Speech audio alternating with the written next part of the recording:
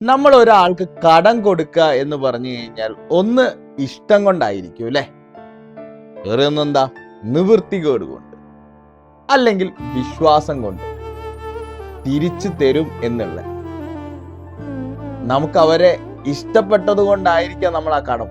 പക്ഷെ ആ കടം നിങ്ങൾ തിരിച്ചു ചോദിച്ചു കഴിഞ്ഞാലോ അവിടെ നഷ്ടപ്പെടുന്നത് ഇഷ്ടം, ബന്ധം.